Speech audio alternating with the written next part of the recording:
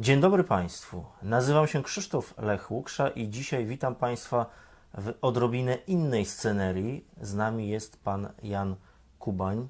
Dzień dobry. Dzień dobry, witam. Porozmawiamy tym razem, no właśnie, o fizyce życia, która, jak Pan ostatnio mi napisał w e-mailu, też dotyczy kwestii politycznych, ale zasadniczo zaczniemy od takich rzeczy, no powiedzmy, ogólnych, bardzo ogólnych, fizyka i życie. Panie Janie, no trochę mnie Pan zaskoczył, bo znałem Pana jako przedsiębiorcę, jako organizatora, Fundacja Pafere, tak, różnego rodzaju eventy, jak to się mówi, wydarzenia. Głównie Pan mówi o gospodarce, tymczasem no tutaj takie podstawowe rzeczy jak życie, jak fizyka życia. Skąd w ogóle pomysł, żeby tę książkę, którą tutaj Państwu właśnie prezentuje, ona już 10 lat ma, zdaje się, została, napisać. No już 10 i kawałeczek, bo we wrześniu 2009 roku została wydana. Ja od zawsze chciałem wiedzieć, co się dzieje wokół mnie, na czym to wszystko polega. Tak jakby to było to fundamentalne pytanie. No a potem moje życie się tak potoczyło, że wydaje mi się, że właśnie w wieku 50 lat udało mi się tą ogólną teorię stworzyć. Rozwija ona ewolucjonizm, ale dodaje do niego takie dwa fundamenty, mianowicie teorię gier i ekonomię, taką rozumianą w sensie przepływu zasobów. No i w momencie, kiedy dodałem te dwa elementy do znanej teorii ewolucji, no to się bardzo wiele rzeczy poukładało i bardzo wiele rzeczy można wytłumaczyć. Także... Czyli taka synteza, tak? Synteza, Syntetycznie tak. podszedł Pan do rzeczywistości, ale skąd w ogóle w Panu takie dążenie do tego, żeby wyjaśniać, no właśnie, w taki sposób syntetyczny życie? To jest ambitne zadanie. Bardzo ambitne. Ja miałem być naukowcem. To było tak, że studiowałem, byłem bardzo dobrym studentem, który pięknie zaczął, bo dostałem od dwój. Pierwsze kolokwium była dwója, a polegało na tym, że na tym kolokwium sprawdzano, czy udało się profesorowi oduczyć nas myślenia, jakiego nauczono nas w szkole średniej. Ja studiowałem mechanikę stosowaną, no i nauczanie mechaniki w szkole średniej jest robione źle. Trzeba to robić inaczej, zupełnie inne podejście jest, no i właśnie próbowano nam to wytłumaczyć na pierwszym roku, na pierwszych zajęciach. No, okazało się, że nic z tego nie zrozumiałem, co nam tłumaczono, rozwiązałem metodami takimi, jak mnie uczono w szkole średniej, no i dostałem gałę. To była pierwsza i ostatnia gała, jeżeli chodzi o właśnie mechanikę. Potem już miałem praktycznie same piątki, bo mi się ten przedmiot bardzo, bardzo podobał. On mi bardzo dużo rzeczy wyjaśnił. Tak jakby takim pierwszym w ogóle krokiem, takim, który mnie ukierunkował, że można patrzeć na różne rzeczy pod różnymi kątami, to było to, że mój ojciec jako specjalista metalurg został wydelegowany do Związku Radzieckiego, tam do pracy w Radzie Wzajemnej Pomocy Gospodarczej, tłumaczył normy DIN z niemieckiego na polski, no czym się tam zajmował. Natomiast wylądowaliśmy w Moskwie, no i był problem, gdzie mnie wysłać do szkoły. Była szkoła dla dyplomatów, przy czym, żeby do niej się dostać, to trzeba było jechać około 1,5 godziny w jedną stronę. No i rodzice zdecydowali, że to nie ma sensu, że trzeba chodzić po prostu do zwykłej, ja miałem wtedy 10 lat, do zwykłej szkoły takiej rejonowej, jak to się tam mówiło, która była, nie wiem, 5 minut na piechotę. No i udało się, bo to też nie było takie proste, bo oni nie chcieli obcokrajowców, no ale udało się.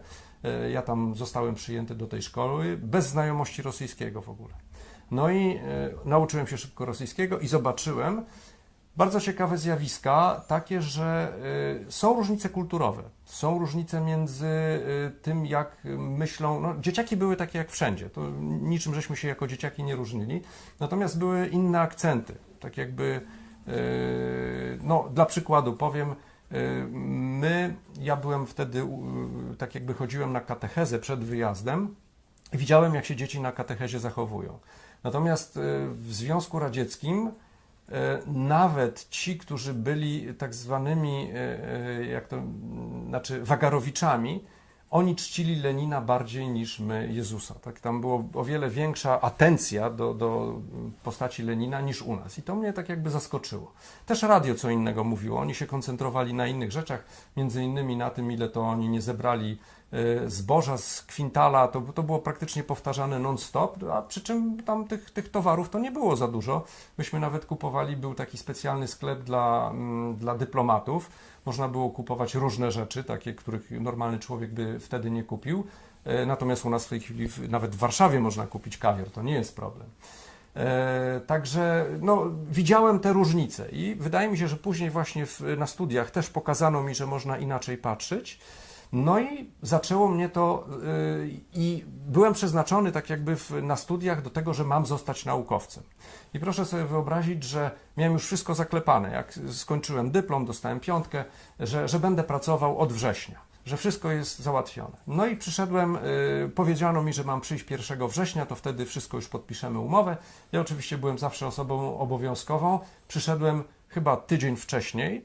No i zobaczyłem, że po zakładzie chodzi jakaś pani, taka w moim wieku, i jak poszedłem już do tej osoby, z którą rozmawiałem na temat pracy naukowej, no to powiedziano mi, że przykro, jeszcze mnie nie poinformowano, ale niestety właśnie ta pani zajęła moje miejsce, ta pani jest jakąś krewną kogoś gdzieś tam, no i już. To chyba był duży zawód dla pana. Oj, to nogi mi się ugięły, bo no, wiązałem tak jakby całe swoje przyszłe życie właśnie z perspektywą naukową.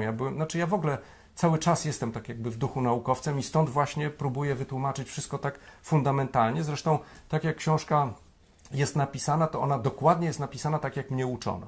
Czyli najpierw musimy opanować definicję, potem musimy pokazać wszystkie procesy, jak to wszystko działa i potem budować modele poznawcze, tak? No i właśnie tutaj... Zaraz jeszcze przejdziemy do tych definicji, do modeli poznawczych, także do tego, dlaczego fizyka i dlaczego życie, ale jeszcze odnośnie pana życiorysu, no bo tutaj ujawnił pan bardzo ciekawy wątek. Do tej pory pan był bardziej kojarzony ze Szwajcarią niż ze Związkiem Radzieckim, także chyba to tak było, że no, jako dziecko pan był w tym Związku Radzieckim skostniałym komunistycznym tworze socjalizmu, tymczasem później jakby w drugą skrajność, że tak się wyrażę, pan poszedł oaza wolności, przedsiębiorczości, Szwajcaria. Tak. W wieku 10 lat, jak ja tam mieszkałem przez 4 lata, nauczyłem się praktycznie błyskawicznie tego rosyjskiego. Tam praktycznie po pół roku już rozmawiałem. Natomiast później, jak w wieku 14 lat wróciłem do Polski, to nawet się dzieciaki śmiały, że ja już zaciągam po rosyjsku, że mam taki rosyjski akcent. Oczywiście już teraz go nie słychać. Mama, to a propos wychowania, tutaj duży wpływ był zawsze mojej mamy. Ona powiedziała, skoro znasz już jeden obcy język, to trzeba iść za ciosem i trzeba się uczyć następnego. No i wysłała mnie, tak jakby zmusiła, wywarła taką presję, że warto iść do Instytutu Francuskiego, uczyć się języka francuskiego. Ja już jakieś tam pieniądze zarabiałem, wtedy dostawałem od rodziców jakieś kieszonkowe, no i to zostało sfinansowany ten Instytut Francuski, że połowę za Instytut płaciła mama, połowę ja. No i zacząłem chodzić, 4 lata uczyłem się języka francuskiego i potem jak poszedłem na studia, to był rok 79, wie pan, 79, 80, 81, no katastrofa w ogóle. Jako młody człowiek ja w ogóle nie widziałem dla siebie perspektyw. Chodziłem po Warszawie szukając ewentualnie, gdzie mógłbym zamieszkać. Na Placu Zbawiciela są takie wysoko wieżyczki, jak pan zobaczy, to ja myślałem, żeby się dogadać z kimś i w takiej wieżyczce zamieszkać, bo po prostu był absurd. Po prostu warunki mieszkaniowe były wtedy tak trudne. Mieszkanie miałem obiecane, że dostanę w wieku 45 lat, a wiadomo było, że oni się zawsze obsuwają, także prawdopodobnie bym dostał jakąś klitkę, nie wiadomo kiedy. No i zacząłem się wspinać i to był chyba krok milowy i strzał w dziesiątkę, mianowicie z góry widać więcej. Z góry widać więcej, ale też powiem taki przykład. Otóż wtedy zarabiała moja mama $15 miesięcznie, ojciec zarabiał $20 miesięcznie. I ja, żeby zacząć się wspinać, no to pierwsza rzecz, to ludzie zaczęliśmy rozmawiać, no dobrze, a co trzeba kupić? Śpiwór puchowy, karimatkę, linę, karabinki, cały taki sprzęt podstawowy. No i jak zacząłem się pytać, ile to wszystko kosztuje? Śpiwór 80, lina 100. Karabinki po $5. No więc zacząłem to wszystko liczyć, kiedy mnie będzie na to stać, no i wyszło, że w wieku 40 lat, tak, ja ten sprzęt zgromadzę. Ale drugim składnikiem alpinizmu jest trening fizyczny, w związku z tym zacząłem dosyć mocno trenować I zobaczyłem, że moi koledzy starsi mają wszystko to. No i zacząłem z nimi rozmawiać, wszedłem w to środowisko i nagle się okazało, że są prace wysokościowe, że można szyć kurtki, że można szyć śpiwory puchowe. Proszę sobie wyobrazić, że właśnie zacząłem zarabiać w ten sposób, że między innymi uszyłem Leszkowi Cichemu kurtkę puchową na wyprawę tą zimową na Everest. Tutaj trzeba taką dygresję wtrącić, że Polska była potęgą za PRL-u, jeśli chodzi tak. o wspinaczkę, o Tak, alpinizm, zwłaszcza himalajzm. Zwłaszcza himalajzm, a to wynikało z tego, że alpiniści mieli patent na prace wysokościowe. Myśmy, można powiedzieć, znaczy nie wiem jak było w Stanach Zjednoczonych, ale na pewno ja tłumaczyłem, o co chodzi we Francji, już później jak wyjeżdżałem jako kadra Polski, to tłumaczyliśmy naszym kolegom Francuzom i oni zaczęli właśnie też robić, u nas się to nazywało prace alpinistyczne, a u nich chantier acrobatique, czyli tak jakby rusztowania akrobatyczne, tak? Oni właśnie w ten sposób to robili. Także ja tutaj poznałem wartość pieniądza, wartość zasobów, tak jakby ta namiastka tej ekonomii. To było to. Ale gdzieś ten naukowiec w Panu cały czas pozostał. Tak, ja po studiach na Politechnice Warszawskiej zacząłem pracować w Varimexie, to było Towarzystwo Handlu Zagranicznego, najeżone jakimiś agentami różnej maści, którzy mieli za zadanie szpiegowanie tam, gdzie wyjeżdżali za granicę, bo wtedy nie można było normalnie wyjechać za granicę. No i pracowałem tam 6 miesięcy, bo jako osoba, która znała rosyjski, francuski i angielski, do jakiego działu trafiłem? Niech pan zgadnie. Proszę powiedzieć. Do niemieckiego. Po prostu obawiano się konkurencji, no bo, żebym tam przypadkiem nie namieszał, tak? Pół roku wytrzymałem i wtedy pomógł mi kolega alpinista, Janek Wolf, świętej pamięci, który załatwił mi pracę w Instytucie Sportu. I to był kolejny duży etap w moim życiu. Ja tam pracowałem 10 lat. Jak zacząłem pracę w Instytucie Sportu, to wszyscy znajomi się śmieli. Po prostu uważali, że to bez sensu. Co ty tam, fikołki będziesz robił i badał. Natomiast jest to zupełnie nowa jakość, jeżeli chodzi o naukę, bo tam nie musimy przeanalizować, dlaczego samolot się rozsypał, nie musimy obliczyć, jak trzeba zbudować most, tylko musimy się zastanowić kompleksowo, co mamy zrobić, żeby to nasz zawodnik w danym dniu stanął na najwyższym podium. No i nie jest to takie proste. No przede wszystkim chyba w 100% nie da się tego przewidzieć, tak? Kto Tak, wygra mecz. Dokładnie. I to jest właśnie teoria gier. I tam zostałem bardzo stopniowo wprowadzony do teorii gier. Jako jedni z pierwszych chyba na całym świecie opracowaliśmy system do analizy walki judo, który wspomagał naszych, potem już innych zawodników, żeśmy właśnie to analizowali pod kątem tego, co oni mogą jeszcze poprawić. Tam chodziło o właśnie taktyki, to będziemy sobie mogli porozmawiać na te tematy w następnych rozmowach. Natomiast najważniejsze w Instytucie Sportu było to, że to była nauka interdyscyplinarna. Tam były takie rzeczy jak endokrynologia, jak dieta, jak psychologia, jak analiza kinematograficzna, czyli właśnie te rzeczy, w których ja się specjalizowałem. Milion różnych naprawdę rzeczy, teoria treningu, także to są bardzo ciekawe zagadnienia i bardzo szerokie. To był tak jakby, powiedziałbym, trampolina właśnie do tej fizyki życia. I jeszcze, żebyśmy tutaj wspomnieli, no bo na razie nakreślamy Pana życiorys o tej Szwajcarii, jak to było, Tak. że Pan Znaczy, tam trafił. jako alpinista oczywiście dosyć intensywnie trenowałem, to mi się bardzo spodobało. To był w końcu sport, na który trafiłem. To był mój sport. No i w pewnym momencie zacząłem się dosyć dobrze wspinać i zacząłem wyjeżdżać za granicę jako sportowiec. No i trafiłem do Francji, do kanionu Verdon i tam poznałem takiego Szwajcara, starszego gościa ode mnie o jakieś 20 lat. Zaczęliśmy się wspinać, no bo rozmawialiśmy po francusku. I on się okazał, że on był właścicielem firmy mechaniki precyzyjnej. Takiego niedużego zakładu, tam pracowało około 10 osób. No i ja mu mówiłem o Polsce, on się bardzo interesował tym PRL-em, tym wszystkim.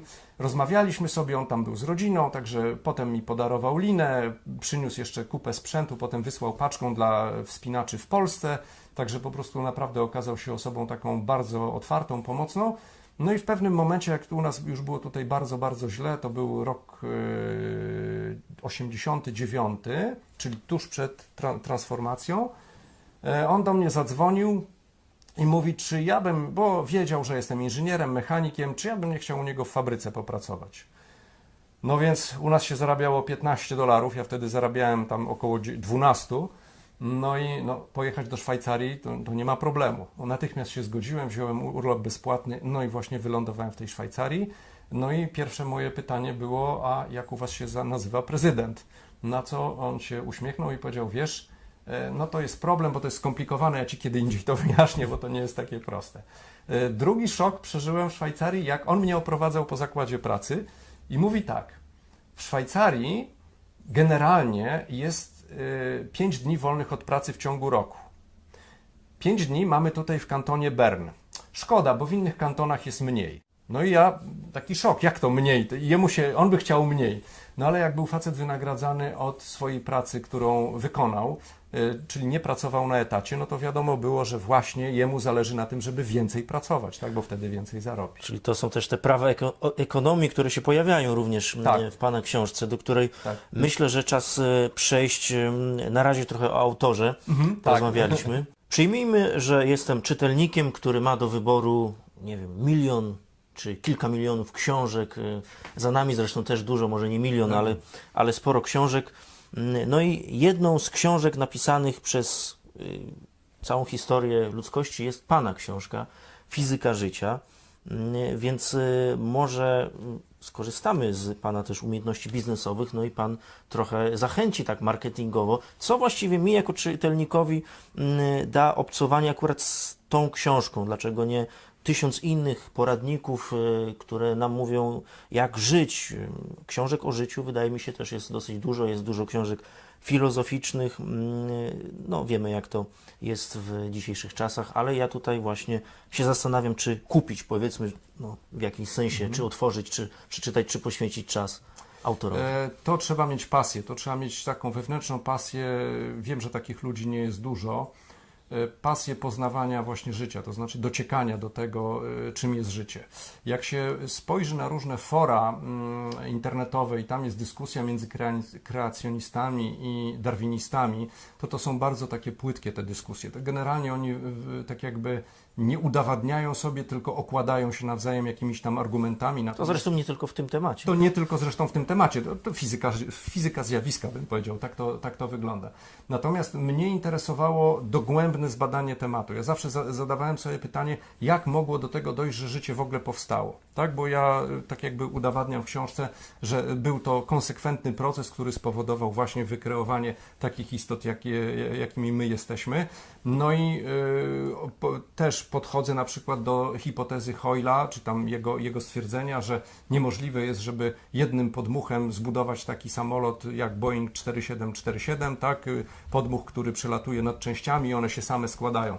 Także ja tam pokazałem, że on się po prostu mylił, mówił no, nie o takich liczbach, o jakich należy mówić.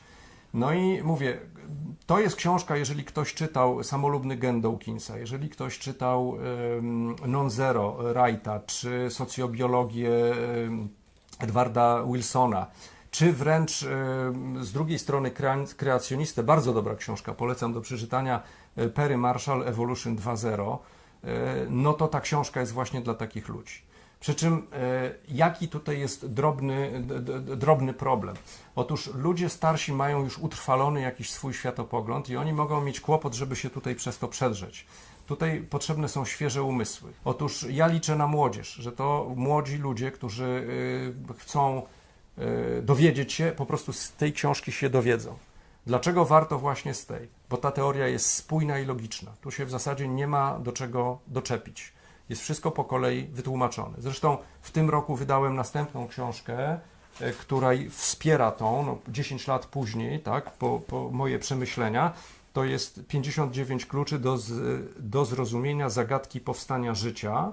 Tak? Ona jest cieńsza od tej. To są tak jakby podstawy matematyczno-fizyczne, 59 kluczy, czyli 59 różnych... Powstanie życia, tak? Powstanie. A tutaj fizyka życia, czyli bardziej wszystko, takie tak jakby, tak. całościowe To jest spojrzenie. więcej beletrystyki jest. Ja pamiętam, jak odstawiałem to do hurtowni, bo ta książka była sprzedawana między innymi też z Empik i tam taka pracowniczka hurtowni, no miała dostęp, to wzięła i tą książkę przeczytała.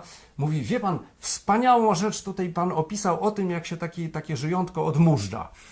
Polega to na tym, że jest taki obiekt żywy, który rodzi się z mózgiem.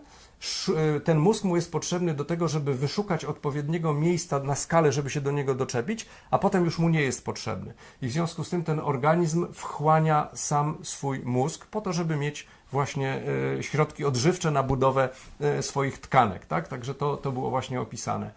Są też, nie pamiętam jak to zwierzę się nazywa, są takie zwierzaki, które przyklejają swoją ikrę na plecach i ta ikra wchodzi tak jakby w plecy, tworzą się dziurki i tam następuje wykluwanie się nowych potomków, które wychodzą. No także takie mniej więcej ciekawostki tutaj są w tej książce pokazane. Czyli dlaczego czytać? Raz, że jest to bardzo dużo nowych rzeczy, dwa, spójne i logiczne i trzy, bo jest dużo ciekawostek. Czyli to nie jest jakiś groch z kapustą, tak? Tutaj mamy początek, Tak. koniec, no i środek przeprowadzony od właśnie tego początku do końca. To jest pełna konsekwencja od początku, dokładnie. Ja starałem się wszystkie te procesy dokładnie To więc wytłumaczyć. porozmawiajmy o samej metodzie, czy właściwie tytule fizyka życia. To jest intrygujące. Dlaczego akurat fizyka miałaby nam to życie wyjaśniać, a nie na przykład religię? No cóż, jak pan jest chory, to pan chodzi do kościoła czy do lekarza? No, ja akurat do lekarza, ale ktoś może pójść do kościoła. Ktoś może. Znaczy, znowu tutaj jest tak jakby spojrzenie takie statystyczne. Wychodzi na to, że jednak częściej leczą lekarze, aczkolwiek zdarzają się przypadki beznadziejne, które są wyleczone właśnie za pomocą różnych praktyk religijnych. To się zdarza, to jest opisane, także ja tutaj tego nie neguję. Natomiast statystycznie rzecz biorąc, jednak właśnie nauka tłumaczy bardzo wiele rzeczy, w tym... Czy nauka może wszystko wytłumaczyć? Znaczy inaczej, nauka może zbudować modele poznawcze i mi się wydaje, że wszystkie modele poznawcze nauka prędzej czy później zbuduje, tak jak ja zbudowałem model poznawczy. Natomiast drugą stroną nauki są modele przewidywawcze, czyli jeżeli w oparciu o naukę możemy coś przewidzieć. Ponieważ życie bazuje na teorii gier, matematycznej teorii gier, czyli to jest matematyczna, bardzo ścisła teoria, która nie daje ścisłych odpowiedzi. Bo matematyczna teoria gier podaje tylko tak jakby gęstość prawdopodobieństwa. Jeżeli gra Polska z Niemcami w finale Mistrzostw Świata w piłkę nożną, no to większe prawdopodobieństwo jest, że wygrają Niemcy niż Polacy. No tak, człowiek nie jest systemem deterministycznym, prawda? Nie zawsze, jest, tak. Zawsze możemy określić jakieś prawdopodobieństwo, ale nigdy nie przewidzi. No a właśnie, to człowiek ma wolną wolę wedle pana badań, tak już trochę dygresyjnie. To może byśmy jakąś tam wolną wolę ma, ale ma też swoje ograniczenia i ograniczenia tej wolnej woli, tak? To nie jest, znaczy ja bym powiedział w ten sposób. Jeden z czytelników tej książki napisał, no fizyka to ona powinna wszystko wytłumaczyć i w zasadzie na każde pytanie powinna udzielić 100% odpowiedzi. Ale pytanie, czy fizyka mówi nam o sensie życia? Na przykład, czy pan też tego rodzaju kwestie Nie wchodzę porusza? w to. Fizyka nie mówi o sensie istnienia telewizora, także ja tylko wytłumaczyłem, na czym to życie polega, tak? Jak to się rozwinęło i dlaczego doszło do takich skomplikowanych obiektów, jak to się stało, że są takie skomplikowane obiekty. Notabene zawsze Czyli przebieg życia, tak?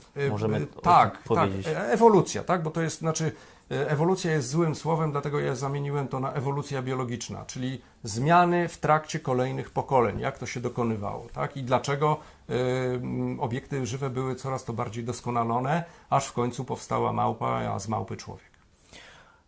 W takim razie już rozumiem takie naukowe podejście pana do rzeczywistości, do tego tematu, ale dyscyplin naukowych jest wiele, a tutaj pan wybrał fizykę akurat. Bo to moja ulubiona dyscyplina. Jak zdawałem na studia, na egzaminie wstępnym dostałem 5 z matematyki i tam w ogóle było nie do ruszenia, po prostu musiała być 5, nie było gadania. Natomiast 4,5 dostałem z fizyki. Bo fizyka jest nauką mniej sterylną od matematyki, ale bardziej praktyczną. Ja jako alpinista muszę być praktykiem, ja nie mogę teoretyzować. Ja po prostu muszę podchodzić twardo, stać na nogach i praktycznie podchodzić do życia. Stąd moje uwielbienie do fizyki. Poza tym fizyka obejmuje praktycznie wszystko. Można w to wrzucić biologię, chemię. A jej językiem jest matematyka. Jej językiem jest matematyka. Królowa nauk. I królowa nauk, jak najbardziej. A ja po prostu sobie wymyśliłem właśnie fizykę życia. No ale matematyki też tutaj pan używa. No bo też używam, oczywiście. Nie, tutaj jest bardzo wiele dyscyplin naukowych. Właśnie. ekonomia, właśnie teoria gier, psychologia, geologia. Nie wiem, czy pan wie, Principia Mathematicae to napisał Newton, to były tak jakby podstawy mechaniki klasycznej. On to ujął w takim traktacie Principia Mathematicae, a kolejnym takim traktatem była geologia. Principia Geologicae. No i w tej geologii właśnie był pokazany, jak rozwijała się Ziemia, i to doprowadziło do tego, że ludzie zaczęli właśnie odkrywać różnego rodzaju skamieliny, no i powstały te tabele, jak się to życie rozwijało, tak? Także no, w ten deseń to tak sobie szło. Tych nauk jest więcej, bo w ogóle trzeba zacząć od logiki, której się nie uczy. Natomiast jak ja czytałem książki o wielkich filozofach XVII-wiecznych, XVIII-wiecznych, na przykład o Adamie Smithie, to okazuje się, że tam logika na uniwersytetach to była podstawa w ogóle, tak? Bez względu na to, czego ludzie nie studiowali. No To... dzisiaj się ją coraz bardziej wycofuje, Tak, niestety. no po to, żeby uprawiać raczej ideologię niż właśnie dociekania naukowe. Tak jest. Myślę, że do tych spraw też przejdziemy jeszcze w naszych rozmowach, ale jeszcze samo to życie, tak? Jak chciałem powiedzieć, samo życie. No samo życie to też tak czasem możemy powiedzieć. Samo życie. Dlaczego życie? Dlaczego nie na przykład sama świadomość albo byt w ogóle, istnienie? Pojęcie bytu zamieniłem pojęciem obiektu, takim bardzo ściśle matematycznym, i to jest od razu na pierwszych stronach tutaj tej książki właśnie ta definicja obiektu jest przedstawiona, zresztą ona została tak jakby zbudowana w obiekty stosowane w informatyce, które się okazały, że bardzo dobrze się pozwalają na tworzenie bardzo dobrego oprogramowania. W związku z tym to tutaj właśnie zostało tak zamienione. Tak? Ja już nie mówię o bycie, byt to jest filozoficzny, ja mówię o obiekcie i dla mnie ten obiekt jest bardzo konkretny. Czyli ja o wiem, konkretnym co chodzi. istnieniu. Tak. Zresztą pojęcie obiektu było mi bardzo, bardzo potrzebne do tego, żeby wyjaśnić, czym tak faktycznie jest Bóg. No to bardzo Tak, ambitnie, bo Pytanie, czy da się wyjaśnić. Darwinizm walczy z religią, tak? Natomiast ja stwierdziłem, że skoro robię właśnie fizykę życia, uważam, podejmuję wyzwanie wytłumaczenia wszystkiego dookoła, tak? No to też muszę odpowiedzieć na takie pytanie, czy z religią trzeba walczyć, czy z religią nie trzeba walczyć. No tutaj taki podaję przykład, że takim bulterierem neodarwinizmu jest Richard Dawkins, który z religią walczy, po prostu zwalcza ją i maluje ją absolutnie w ciemnych kolorach.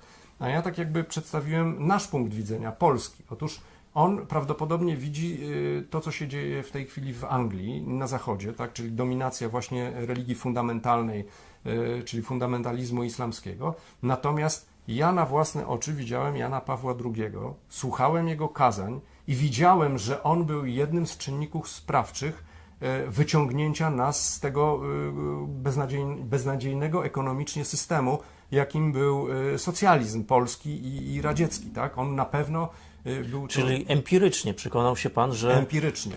Religijne uczucie, masowe religijne uczucie, które wywoływał Jan Paweł II, Tak. No tak jak Pan powiedział, było czynnikiem sprawiającym dobro jakieś. Tak. Ja mam podejście do religii bardzo dziwne, to też możemy, znaczy niecodzienne. Możemy sobie kiedyś poświęcić oddzielną rozmowę, niecodzienne, w związku z tym ono prawdopodobnie będzie źle odebrane zarówno przez darwinistów, jak i źle przez ludzi wierzących.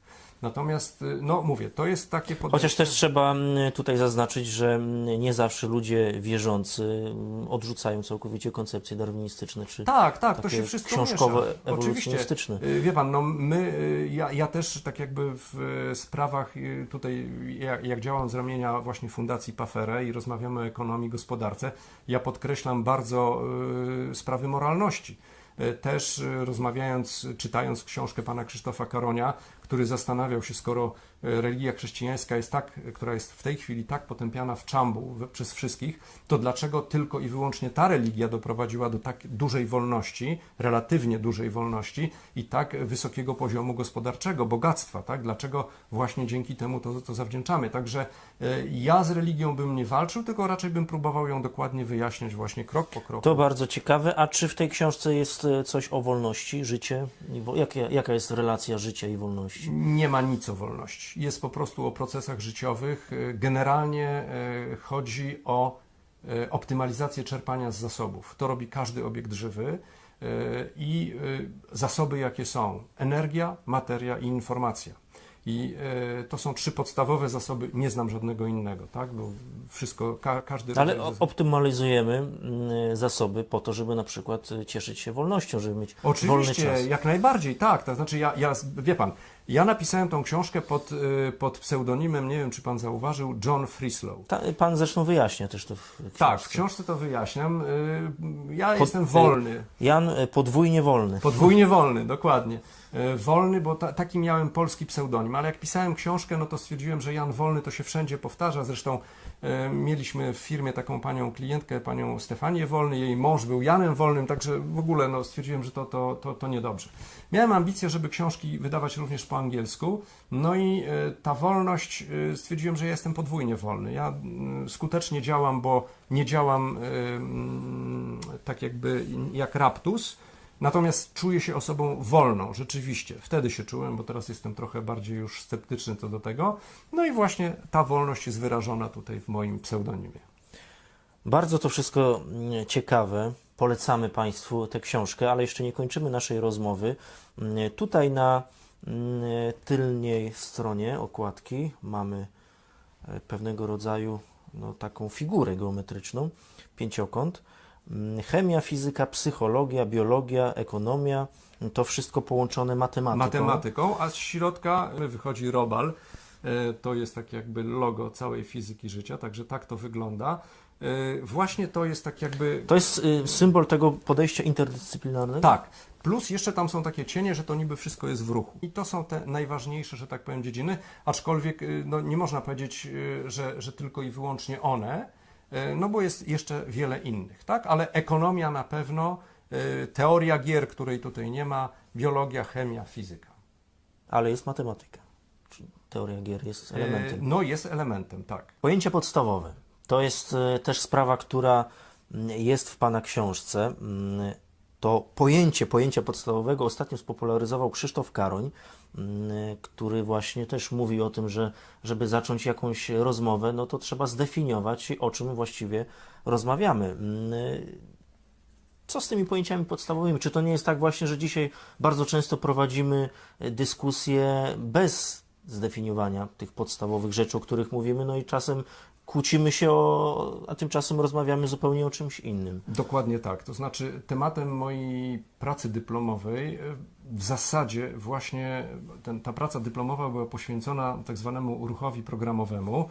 To był temat oficjalny. Generalnie chodziło o strzelanie rakietami przeciwpancernymi, żeby trafić w czołg. No i jednym z fragmentów takim dużym tej pracy było właśnie definicje. Jakie są? Przegląd definicji. Co rozumieją Rosjanie? Ponieważ ja znałem języki, to stwierdziliśmy, że to będzie dobry taki przegląd międzynarodowy, jak to rozumieją Rosjanie, jak tam anglojęzyczni. Mój promotor znał niemiecki, także po prostu zrobiliśmy. No i moje zdziwienie było takie, że jedni rozumieją coś innego niż inni. Jedni tak definiują, inni siak. No i ja to napisałem, podałem taką tabelkę, że tak. No i profesor, jak zobaczył tą pracę, stwierdził, fajnie, to ta tabelka, to pan pojedzie na kongres międzynarodowy, to pan tam powie, tak? To gdzieś się odbywało, gdzieś pod Łodzią, w jakimś tam ośrodku. No i występowałem na tym kongresie, no i jako główna sprawa mówię o tych różnicach w definiowaniu. No i tak sobie zaszalałem jak to młody naukowiec, powiedziałem, wiecie Państwo, bo do tej pory tutaj w tym obszarze nauki panował taki bałagan nomenklaturowy, te pojęcia były takie od czapy, nie? Na sali się coś tam poruszyło. Ja skończyłem ten wykład. Prowadzący mówi, no to teraz audytorium proszę o zadawanie pytań. Proszę sobie wyobrazić, że pytano, w zasadzie napadano na mnie przez około godzinę, pomimo że tam był ściśle określony czas, chyba 15 minut góra, no już prowadzący mnie wybronił. Okazało się, że trafiłem na odcisk wybitnemu fachowcowi od ruchu programowego. To był jakiś pułkownik wojskowy i on był uważany za autorytet, absolutnie. No i jak ja powiedziałem, że w tej dziedzinie panuje bałagan, no to po prostu cała sala, co zrobiła Zamarła? cała sala? Co zrobiła cała sala? Oczywiście była za nim. Że jak to ten młody gówniarz, on cokolwiek tutaj mógł, no to się kupy nie trzyma. Napadali na mnie, to było strasznie. A ja powiem tak, ja nawet nie wiedziałem, o co chodzi. Nie wiedziałem, skąd się ten cały wściekły atak wziął i mówię, proszę Państwa, tu jest tabela. Proszę przeczytać. Tutaj macie, ja pamiętam nazwisko Galiulin, to był taki radziecki uczony. Ja z nim wtedy nawet listy wymieniałem, no bo w nauce to jest normalne, tak? To żadnych podtekstów politycznych nie było. A nazwisko sugerowało, że on był w ogóle Tatarem albo no właśnie z tamtych obszarów, czyli nie takiej czystej krwi Rosjanin. Myśmy sobie korespondowali na ten temat i on otwarcie podchodził, tak, to można zdefiniować, tak, tutaj jakieś tego typu rozmowy. Natomiast to był frontalny atak. No i wracamy do tego, co pan pyta. Jak się nie ma tych fundamentalnych i jasno sprecyzowanych pojęć, no to jesteśmy, że tak powiem, niczego się nie dowiemy. Jak to się potem przełożyło na fizykę życia? Ja mówię tak. Podaj mi definicję ewolucji. Właśnie, bo tutaj Tak. w książce, ja jestem w trakcie lektury, na początku, prosi pan czytelnika o to, żeby zdefiniował 3 pojęcia: ewolucję, energię i obiekt. Tak. Tak? W Tak, sensie? być może tak. Znaczy najważniejsze to jest... 3 najważniejsze. Obiekt jest bardzo trudny, ale on jest już w Wikipedii, tak? Znaczy, bo te definicje obiektu, takie jak ja to rozumiem, to jest rozwinięcie tak, obiektu właśnie informatycznego. Należy sobie to, no pan sugeruje, żeby sobie to zdefiniować, gdzieś tam zapisać i po końcu książki, po końcu lektury książki otworzyć, rozpakować te koperty i no pan tutaj mówi, że trochę zmienimy jako czytelnicy te definicje. Zobaczymy, trzymam za słowo. Oczywiście, bo ja proszę sobie bardzo. to, tak jak powiedziałem, zdefiniowałem. Ale właśnie, czy to nie jest tak, że czasem okładamy się różnymi bardzo emocjonalnie nacechowanymi właśnie nie pojęciami, ale jakimiś nazwami. Tymczasem bardzo często, kiedy kogoś się spytamy, a co właściwie rozumiesz przez to? No to jest milczenie. Okazuje się, że bardzo często system jakiś poznawczy danego człowieka był zbudowany nie na informacji, ale na pewnego rodzaju emocjach, które były wykorzystywane przez zewnętrznego organizatora, żeby nim sterować. Dokładnie tak. Znaczy, dlatego moja propozycja do wszystkich, tak jakby, która też wynika z fizyki życia, to jest budowanie sobie modeli poznawczych. O nich też możemy sobie powiedzieć, bo te modele nam wyjaśniają, dlaczego jest tak, jak jest. No i pierwotnym takim modelem poznawczym jest chociażby człowiek. Ja to nazwałem natura człowieka, czyli optymalizacja czerpania z zasobów. Czyli w momencie, kiedy kupujemy w sklepie, no to nie kupujemy towaru najdroższego i najgorszego, tylko staramy się kupić jak najlepszy za jak najniższą cenę. Oczywiście każdy ma różnego rodzaju kryteria, no bo ja lubię jogurt bez cukru, znaczy może nie lubię, ale powinienem jeść jogurt bez cukru, a pan prawdopodobnie sobie kupi z cukrem. Albo pan lubi Ja kotlety. też bez cukru. No właśnie, ale na przykład mam kumpli, którzy się odżywiają wyłącznie mięsem, a ja jestem osobą, której wystarczą w zasadzie, wie pan, kapusta i buraki. Ja nie jestem osobą mięsną. Po prostu, ja lubię warzywa, to od samego początku, od małego i cukier w bardzo dużych ilościach, tak? No teraz niestety ze względu na wiek muszę ten cukier odstawić, co mi się zresztą udało, także to się... Jeszcze muszę dokonać autopoprawki, bo chodzi o 3 pojęcia: energia, ewolucja i życie. I życie, tak. Dokładnie to są te 3 podstawowe. To są najważniejsze pojęcia z tej książki? Na pewno życie i ewolucja.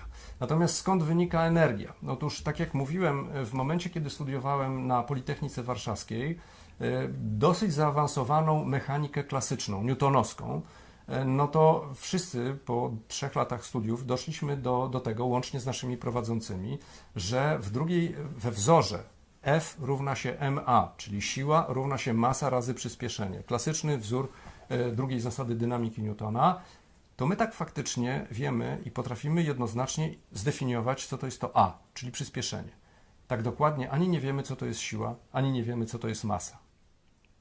Muszę powiedzieć, że próba definicji tych pojęć była dla mnie niełatwa, bo ja też spostrzegłem, sobie tak pomyślałem, cholera, no życie, przecież no życie, no otacza nas życie, a ja tu muszę się zastanawiać, przecież powinienem od razu napisać, tak samo energia, no jesteśmy energią czy też materią, ewolucja również pojęcie powszechnie w szkole I wykładane. ludzie kłócą się o tą ewolucję, bo ja też biorę udział w jakichś tam różnych dyskusjach na różnych forach i jak zadaję to pytanie, no to są jakieś tam takie typowe definicje ewolucji, które niczego nie wyjaśniają, tak? I jak ja zaczynam pytać, no dobrze, a na przykład mamy zjawisko endosymbiozy i ono już nie pasuje do tej twojej definicji ewolucji, co ty na ten temat powiesz, nie? Wycofuje się, już nie odpowiada, tak? Ja mówię, trzeba to przeorganizować, trzeba tu zastanowić się nad tym, no bo jest takie zjawisko jak symbiogeneza, której wyrazem jest endosymbioza, no i neodarwiniści zamietli to pod dywan, tak bardzo ładnie i że tak powiem, zapomnieli. Pan o tym pisze w książce? Tak, ja o tym piszę, tak. Cóż jeszcze można by było powiedzieć na temat samego definiowania i tych pojęć pierwotnych, jeśli chodzi o No Pana może wróćmy do tej książkę. definicji ewolucji, wie Pan, no bo ja od tego tak jakby to był jeden z pierwszych elementów, które zacząłem, chciałem się dowiedzieć, na czym to ta ewolucja tak faktycznie polega. No i Okrutna. okrutne, tak. Ale Ale przeleciałem, wie Pan, kilka, chyba 9 czy 10 słowników internetowych, no i się okazało, że tam jest 17 definicji różnych. Jedna tylko, ściśle matematyczna, że to jest coś, jakiś pierwiastek kwadratowy z czegoś, to jedna była taka sama, a tak to one wszystkie się różnią, są zupełnie różne. to znaczy, że co, są błędne, czy są nieścisłe? Niepełne, są nielogiczne i tak jak mówię, nie uwzględniają wielu rzeczy, które zostały odkryte później. Znowu, wracając może do naszego tematu, czy warto przeczytać tą książkę, przypadek Lynn Margulis. Otóż Darwin powiedział, że życie to walka o byt. Wygrywają najlepsi w tej walce o byt. Najsilniejsi. Najsilniejsi, tak, on tam podał, tak, do tego. Natomiast Rosjanie, naukowcy rosyjscy, no tam 20 lat po nim, 30 lat po nim, podkreślali, że bardzo dużą rolę w życiu odgrywają procesy symbiozy, czyli współpracy, o czym Darwin w zasadzie nie pisał. Neodarwiniści też o tym nie piszą. Natomiast taka badaczka Lynn Margulis, Amerykanka, w ubiegłym wieku, pod koniec chyba 1970 albo 80 rok, zaproponowała taką teorię, którą nazywała teorię endosymbiozy. Otóż powiedziała, że komórka jądrowa powstała w wyniku połączenia się dwóch komórek, endo, czyli wewnątrz, czyli jedna tak jakby połknęła drugą całą komórkę i one dalej zaczęły ewoluować. No i ta teoria zupełnie nie pasowała do drzewa życia Darwina, ani do tego, co darwiniści mówią. Proszę sobie wyobrazić, że jej praca została odrzucona chyba przez 30 wydawnictw. W końcu ktoś to wydał. Zaczęła się wielka dyskusja, w końcu przyznano jej rację. I nawet w ostatnim wydaniu takiej cegły Biology jest wspomniane o Lynn Margulis i jest wspomniane o endosymbiozie, natomiast w ogóle nie ma jeszcze wprowadzonego pojęcia symbiogenezy, czyli tak jakby nadrzędnego nad endosymbiozą. Symbiogeneza to jest żeglarz portugalski, gdzie jego komórki to są oddzielne organizmy żywe, które ze sobą tak współpracują, że odgrywają, znaczy tak jakby się zachowują jak oddzielny organizm, ale de facto to jest kolonia organizmów. To nie jest jeden, tak jak Pan. Pan jest jednym samodzielnym organizmem. Jeżeli wyrzucimy od Pana bakterie jelitowe, których ma Pan więcej niż własnych komórek, tak? I bez których też by Pan żyć nie mógł. Czyli w zasadzie też można powiedzieć, że jest Pan poniekąd kolonią. No dobrze. Czyli znowu płynność tego wszystkiego jest, płynność definiowania i precyzja nie jest możliwa. W tej książce też zachęcam, jest podane, z czego składa się człowiek. Mianowicie składamy się z bakterii jelitowych. Podobno każdy ma jakieś pasożyty w sobie i na zewnątrz, w skórze i tego nie jesteśmy w stanie się pozbyć. Także zachęcam do przeczytania. Czyli jest jeszcze nadzieja dla tej okrutnej natury, współdziałanie, tak, symbioza. Tak, to też znaczy, ma tutaj ogromne. I tutaj ja przebudowałem całe to drzewo życia, nazwałem to hekrogramem. Też możemy o tym rozmawiać. Natomiast jeżeli chodzi o fizykę życia, to jednym z inspiratorów był ojciec polskiej cybernetyki, profesor Marian Mazur, który zawsze mówił, że jego prace są po to, żeby lepiej zrozumieć życie, bo w momencie, kiedy to życie lepiej zrozumiemy, to będziemy mogli coś zrobić, żeby żyło nam się lepiej, żeby pewnych rzeczy ewidentnie unikać. No i to samo mi przyświecało. Ja powiem, że on był jednym z moich inspiratorów. Na pewno wiele rzeczy, które są tutaj w fizyce życia, zaczerpnąłem też od Mazura. Może rozwinąłem, może niektóre skróciłem, bo były... Cybernetyka jest nauką o sterowaniu, ale jest właśnie interdyscyplinarna, systemowa, prawda? Tak, Pan też tutaj oczywiście, jak najbardziej. Na systemach jakby pracuje. Tak. To w ogóle jestem z wykształcenia, tam oczywiście mechanika stosowana, to między innymi była też automatyka, teoria systemów. Notabene pracując w Instytucie Sportu, trzeba powiedzieć, że twórcą teorii systemów był biolog Ludwig Bertalanffy. Także wszystko to jest naprawdę powiązane. życie to jest system naczyń połączonych. Oj, Czasem tak się miliardów mawia. naczyń połączonych.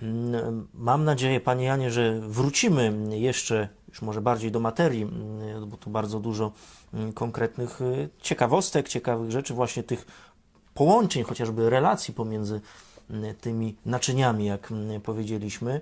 I jeszcze słówko na temat tego, gdzie można tę książkę w ogóle zdobyć. W internecie. Generalnie ona jest dostępna w różnych księgarniach. Rozprowadzana jest przez taką bardzo ciekawą hurtownię książkową Motyle Książkowe. To jest hurtownia, która rozprowadza książki no, niezbyt popularne, takie, które nie mają szansy na to, żeby zostały bestsellerami, ale ona tam rozprowadza do kilkudziesięciu hurtowni. Natomiast jak się wygoogla fizyka życia, gdzie kupić, to nie ma problemu, także to można, to jest dostępne już. I też tak jakby polecam drugą książeczkę, czyli właśnie to 59 kluczy do zrozumienia zagadki życia. Dokładnie tak samo też można wygooglać i sobie kupić. Od czego bym zaczął? Ta jest chyba cieńsza, bardziej naukowa, ta jest bardziej beletrystyczna, także można od tego tutaj... Co kto lubi, tak? Co kto lubi. Jeżeli ktoś bardziej lubi ścisły język, no to wtedy by zaczął od tego. Zaczął od tego, tak. Natomiast na pewno nie należy się zrażać i moja propozycja jest taka, żeby nie czytać tych książek od deski do deski i jeżeli na przykład ugrzęźnie Pan na definicji obiektu, bo to jest duża definicja, to po prostu przeskoczyć i pójść dalej, przeczytać sobie kolejne różne rzeczy. W zasadzie tą książkę można, fizykę życia można czytać od dowolnego momentu sobie otworzyć. Na przykład zobaczyć, czym jest translacja.